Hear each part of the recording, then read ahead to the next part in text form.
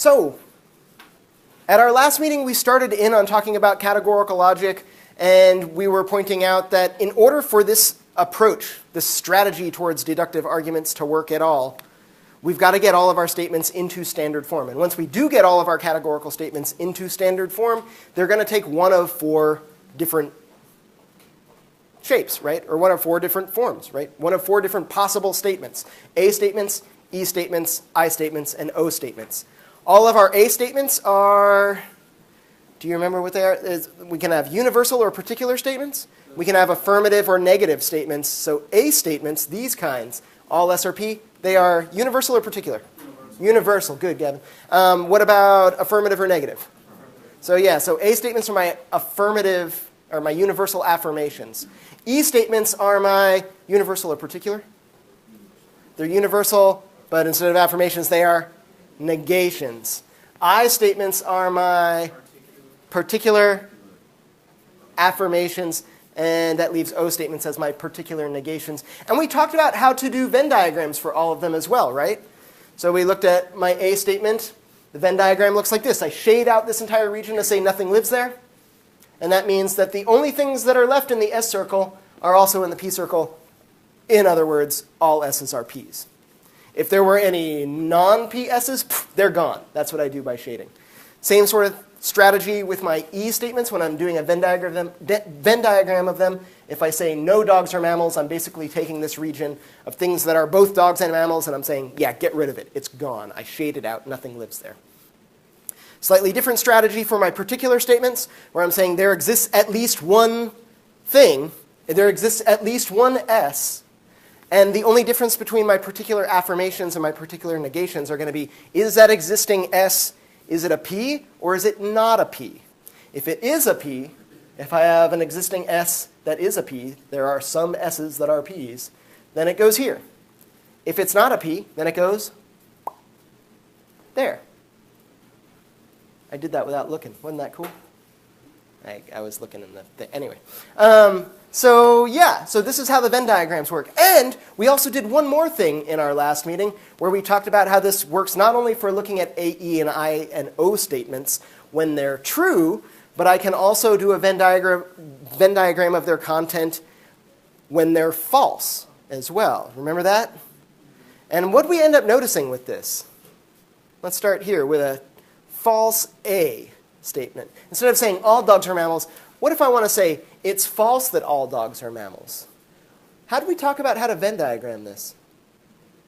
You would do it like an I. Do it like an I? So a false A would be like an I? Yeah, Star in the middle? Yeah, you're guessing, aren't you? No, good, like good, bold. I'm glad that you ventured forth to say, I think it's this. No. Oh, I'm sorry, put the star in the S. There you go. All right, yeah. So bad, why? So why? Yeah, why? Why over here? Why put a star here instead of here? It's essentially an O statement, right? Yeah, to say all dogs are mammals. What would it look like if it was true that all dogs are mammals? What would my Venn diagram look like? I'd shade. And where would I shade? Not in the middle. If it's true that all dogs are mammals, I shade the Pac-Man shape, right? So I shade this to say nothing lives here. The only existing S's are also P's. All S's are P's, right? All dogs are mammals. When I shade this, I say nothing lives there. If it's false that nothing lives there, then something lives here. So I'll X or I'll star in this region. And as we pointed out just a second ago, this is an O statement. That's the same as the Venn diagram for an O statement. What if I have a false E statement? If I want to say it's false that no dogs are mammals. If it's true that no dogs are mammals, I shade there. I shade. Yeah. I misheard it. That's okay. I'll do it again. I just answered it. Yeah. All right. Let me slow down and start it over again. Eventually, I want to get to what it looks like to Venn diagram it's false that no dogs are mammals. Let's start by thinking about what it looks like if I was going to say it's true that no dogs are mammals.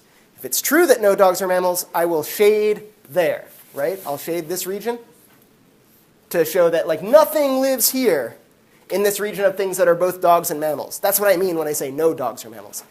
If it's false that no dogs are mammals, if it's false that nothing lives here, that means something lives there. So I'll make an X or a star or whatever where I would have shaded.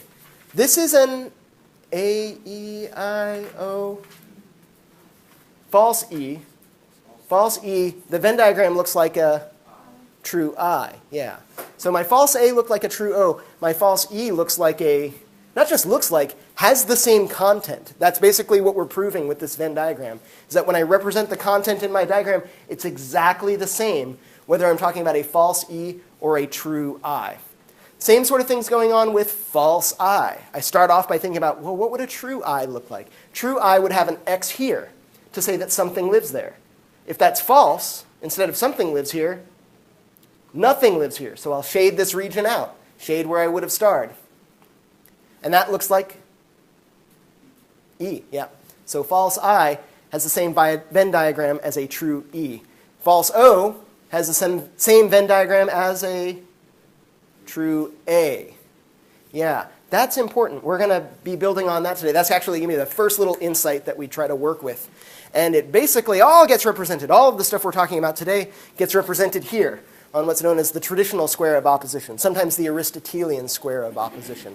I've mentioned that categorical logic is an old logic. It goes way back to Aristotle. So the things we're going to be talking about today are like part of the original Aristotelian categorical logic. They have to do with the relationships between A, E, I, and O statements. And the first thing that I do in order to articulate these relationships is I pop them up here on a square. You'll notice that all of my universal statements are at the top. A and E. Universal statements all on the top. Affirmative statements all on the left. Negative statements all on the right. A in the top left, E on the top right, I on the bottom left, O on the bottom right. This ain't really going to work unless you put everything in the right place. So we'll start with that just kind of simple. All right, we have a square. All the universals are on top. All the affirmations are on the left. All the particulars are on the bottom. All the negations are on the right. And now I start talking about these sorts of relationships. There are 4 relationships on the square of oppositions. We're going to talk about all 4 of them today. They are contradictories, contraries, subcontraries, and then this other one called subalterns.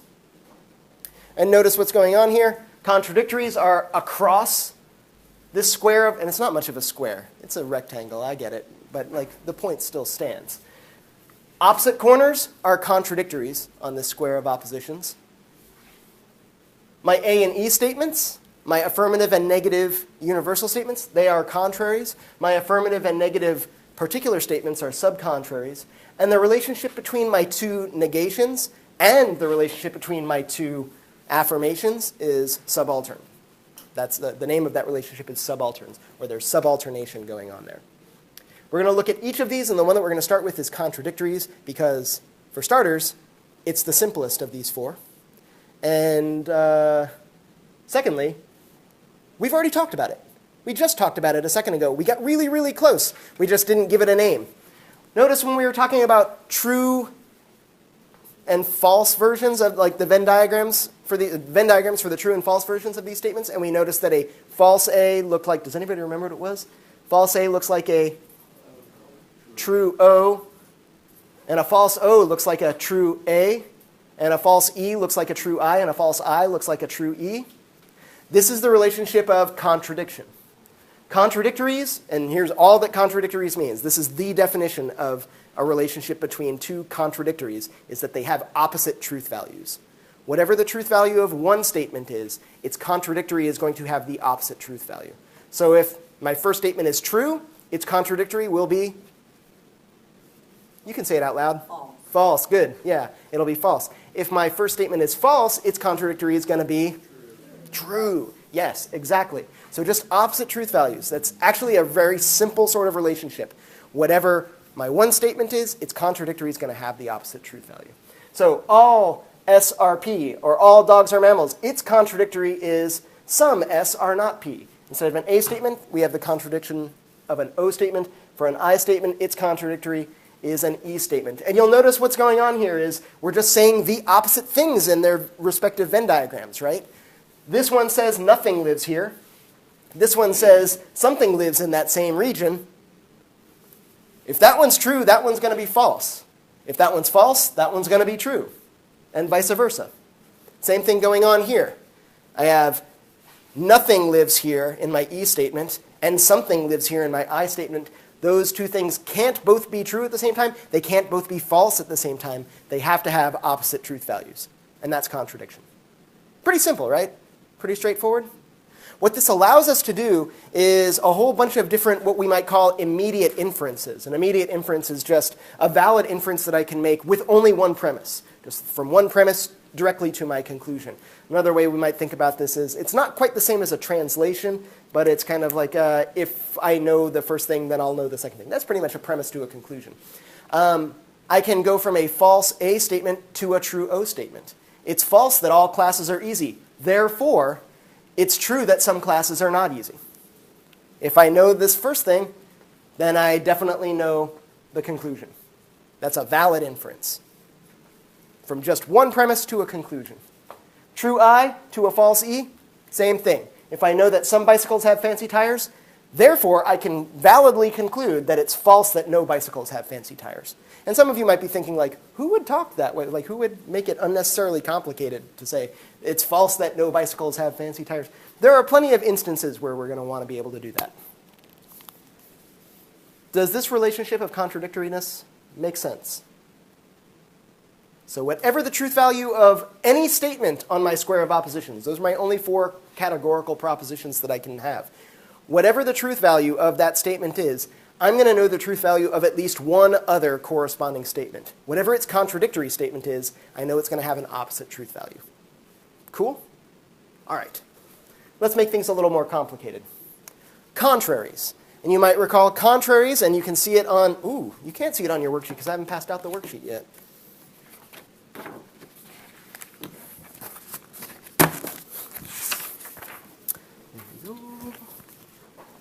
If you could pass that around.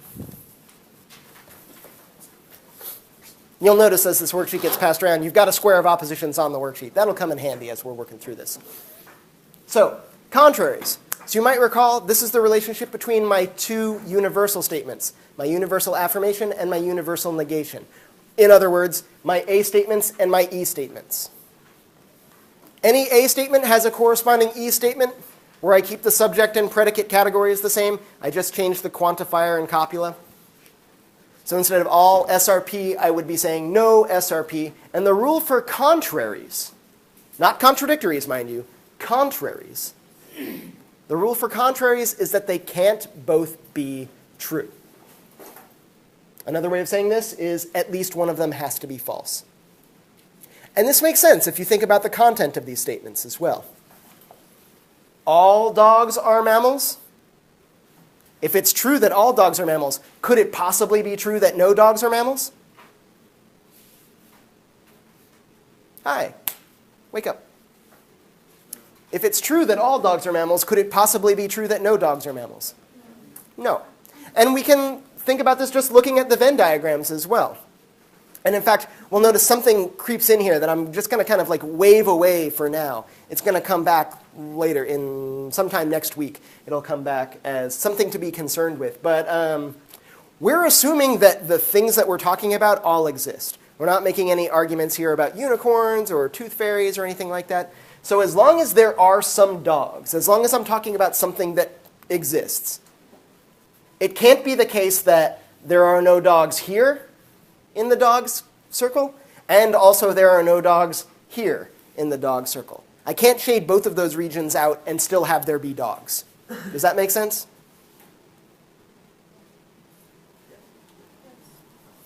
That's why we say they can't both be false. They can't both be true. At least one of them has to be false. Pardon me. It is, however, possible for them to both be false. Which is to say, it's not the case that all dogs are mammals. It's not the case that all S are P. And it's also not the case that no S's are P. Maybe some of them are and some of them aren't, right? If some S's are P and some other S's are not P, then it's false that they're all P. It's also false that none of them are P. So an A and an E statement can both be false, but they can't both be true. This is a more sophisticated, a slightly more complicated relationship than contradictories. Contradictories were just opposite truth values. If I know one's true, the other one has to be false. If the one is false, the other one has to be true. Here, the sorts of immediate inferences that we make are a little more subtle, and we can mess them up quite easily. For example, I can validly go from a true A statement to a false corresponding E statement. I can say all snakes are animals, therefore it's false that no snakes are animals. And this is because A statements and E statements are contraries, and contraries can't both be true. They can't both be true. So if I know that one of my contraries is true, the other one can't also be true, because they can't both be true. So the other one has to be false. I can do it the other way too. I can say, no snakes are birds. I have a true E statement. E statements and their corresponding A statements can't both be true. So if the E statement's true, the A statement has to be false. I can't do it the other way around, though. I can't say, I start with a false E statement. It's false that no snakes are poisonous. Therefore, it must be true that all snakes are poisonous? Nope. Because they could both be false. My E statement and my A statement could both be false. They don't have to, but they could be, right? Could be the case that some snakes are poisonous and some snakes are not poisonous. So these are all invalid immediate inferences. They commit a very specific formal fallacy, in fact. They commit the fallacy of illicit contraries, trying to go from a false E statement to a true A statement, or a false A statement to a true E statement. That doesn't work. Only the other way around, from a true A to a false E, or a true E to a false A. Make sense? That's contraries. That's the relationship between my two universal statements, my universal affirmation and my universal negation. Yeah, Aman.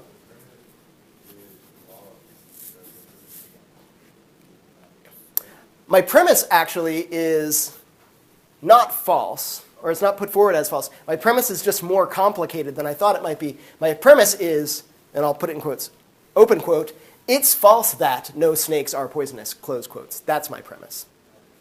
So I'm not starting with, yeah, good question. I'm not starting with a false premise there, because a valid inference has to have a true premise in order for its conclusion, in order to be sound, right? I am concerned about the truth or falsity of those premises. No. But that's not what's going on here when I say it's false that no snakes are poisonous. That whole sentence is the premise.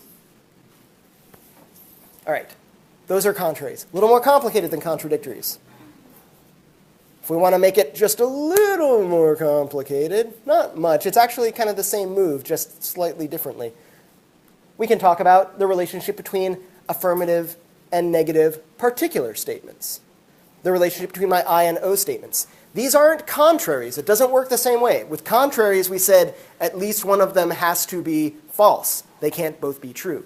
For subcontraries, I and O statements, they can't both be false. Or in other words, at least one of them has to be true. It's the other way around. Contraries can't both be true. Subcontraries can't both be false. And this makes sense if we think about the content as well, right? Again, assuming that the things that we're talking about exist at all. My I statement says some dogs are mammals. My O statement says some dogs are not mammals. If there are dogs, they have to either be mammals or not mammals, right? So these two things can't both be true. No, scratch that. These two things can't both be false, right? At least one of them has to be true. If there are some dogs existing, they would have to exist either here or here. It can't be neither. This is what, yeah, sorry. Ooh, that was an unfortunate misspeaking there. Yeah, they can't both be false. At least one of them has to be true. But it is entirely possible that they are both true. That some dogs are mammals, some dogs are not mammals. Some snakes are poisonous, some snakes are not poisonous. Whatever the content is going to be. It's entirely possible, logically possible, that some S's are P's and some are not. So they could both be true, but they can't both be false, as long as the things that I'm talking about actually exist. So if they're both true, it's still called a subcontrary? Yep, subcontraries can both be true. They just can't both be false. Another way of saying that would be at least one of them has to be true. Which means the immediate inferences that I'm going to be able to draw about subcontraries, they're all going to have to, take the next step for me here. My immediate inferences are all going to be like what? If one is false, then the other one's true. I might try to say, oh, if one is true, then the other one's false. But that doesn't work for subcontraries. Those are going to be invalid inferences, they're going to commit the formal fallacy of illicit subcontraries, which is pretty much all that we're saying here, right? I can go from a false O to a true I. I can go from a false I to a true O. These sorts of immediate inferences are totally valid. These are not. They look a little bit like they could be, right? There's a fallacy being committed here, a formal fallacy, wherein it looks like I should be able to say, oh, if it's true that some students are sleepy, it must also be true that some of them are not sleepy. But that's not how this works. All I'm committing myself with a true I is that there exists at least one student who is sleepy. It's possible that all the rest of them are also sleepy. It's possible that some of the other ones are not sleepy. I don't really know. I can't draw any valid inferences from a true I or a true O statement to the truth value of its subcontrary. That's not how subcontrarity works. It's basically just a backwards version of contraries. Contraries can't both be true. Subcontraries can't both be false. Cool so far? It's getting like a little bit complicated now. One more, and it's the weirdest one. It's the slipperiest one. These are our relationships between universal and particular statements that have the same quality. So my universal affirmation to my particular affirmation, my A statement and my I statement, they have a certain relationship. And my E statement and my O statement, they have that same relationship. It's the relationship between a universal affirmation or negation and the particular. If the first one was an affirmation, we're talking about a particular affirmation. Or if the first statement was a negation, then I'm now going to talk about its relationship to a particular negation. So it's my E and O statement and my A and I statement all share a relationship that we call subalternation. And the rule for subalterns is a little bit complicated. It's actually a two-part rule. The rule is that truth sinks and falsity floats. What we mean by that is I can go down. Truth will flow downward on my square of oppositions, but it won't flow upwards. And falsity will flow upwards, but not downwards. What I mean by that is, if I have a true A statement, then its subaltern, the corresponding I statement, has to be true. And think about this. This should make perfect sense. All dogs are mammals. If it's true that all dogs are mammals, is it also true that some dogs are mammals? Keeping in mind that some dogs are mammals just means there exists at least one dog that's a mammal. So if all the dogs are mammals, then yeah, there is at least one dog that's a mammal. Totally. And we can look at it in terms of the Venn diagram as well. If I shade out this region and there are still some dogs, they would have to go there. And that's exactly what my I statement says. Same thing going on here with my E statement. If it's true that no dogs are mammals, and there are some dogs, then there's got to be at least one dog that's not a mammal. If I shade out this region and say nothing lives here, but there are some dogs, those dogs are going to have to be here. And that's exactly what my O statement says. So truth goes down. True A is going to give me a true I. True E is going to give me a true O. Falsity, on the other hand, flows up. Before I get to falsity flowing up, let's make sure that we understand that falsity doesn't flow down. If it's false that all dogs are mammals, does it have to also be false that some dogs are mammals? Again, remember there's this possibility some dogs are mammals, some dogs are not mammals. That's at least a logical possibility. Some are, some aren't. If it's not the case that all of them are, it could be that some are and some aren't. Or it could be that none of them are. Yeah, we don't really know. So I can't go from a false A to anything about the I. I can't go from a false, for the same reason, I can't go from a false E to anything about the O. But I can go from true E to true O, true A to true I. I can go from false I to false A, however. If it's false that there is at least one dog that is a mammal, it has to be false that all dogs are mammals. Does that make sense? As long as there are dogs, if it's false that at least one of them is a mammal, then they can't all be mammals. If it's false that some dogs are not mammals, and there are dogs, it can't be false that no dogs are mammals. Falsity goes up. Truth goes down. And these are the sorts of valid inferences that I can draw truth flowing downwards from the universal to the particular affirmation, or from the universal negation to the particular negation. Falsity going upwards from a particular affirmation to a universal affirmation, or from a particular negation to a universal negation. And my invalid, fallacious versions of this that look passingly like the valid ones, but I'm not quite doing it right. I'm trying to do it backwards. My fallacies of illicit subalternation are the ones where I try to make truth go up, truth float, or I try to make falsity sink. That one's definitely the most complicated one, right? But I can remember them all in terms of like some really kind of catchy lines. You might even want to write these on the traditional square of oppositions on your worksheet to remind yourself that for, let's go back to it, for contradictories, my rule is opposite truth values. For contraries, what's my rule? At least one of them has to be false. Boom. At least one of them has to be false. Or in other words, they can't both be true. For subcontraries, my rule is at least one of them has to be true. In other words, they can't both be false. Yeah. And for subalterns, the rule is truth goes down. Yeah, truth sinks, falsity floats. So I can go from false I to false A, or false O to false E. I can go from true A to true I, true E to true O, but I can't do any of those moves backwards. They won't be allowed. They won't be valid. Which brings us back to our square, now explained. Instead of just a bunch of arrows with a bunch of weird words, we know what they mean now. And we can put them into practice by trying to tell whether any particular immediate inference that somebody's trying to make from the truth of one of these types of statements to the truth value of another one of those statements, we can assess whether or not they're valid according to whether or not they're following the rules that we've laid out in these relationships. There are no other relationships, by the way, just like there are no other sorts, different kinds of categorical statements. And it's also, I should point out, it's possible that if you ever forget one of these rules, as long as you only forget one of them, you'll be able to reconstitute it on your own. So if you forget, like, what's the relationship between A and I?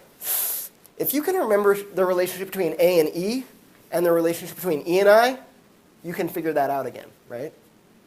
So for starters, let's say I have a true A statement. If I have a true A statement, what does that mean about my corresponding E statement?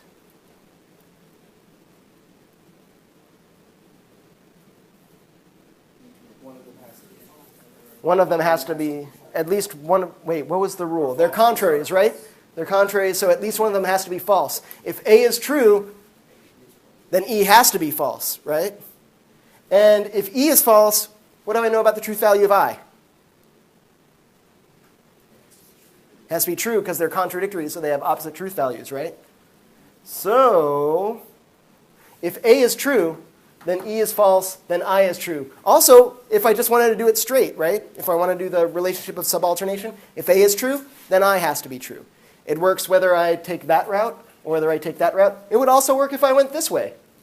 If A is true, then O is false. And if O is false, its subcontrary is I. Subcontraries can't both be false. So if O is false, I has to be true. These are all going to work out, right? I'm never going to end up contradicting myself. Cool? Makes sense so far? We've got a worksheet to find out how much it makes sense. So let's start with the first three. Work on those on your own, and then we'll check in, see how folks are feeling. And if we want to spend more time on it, we can.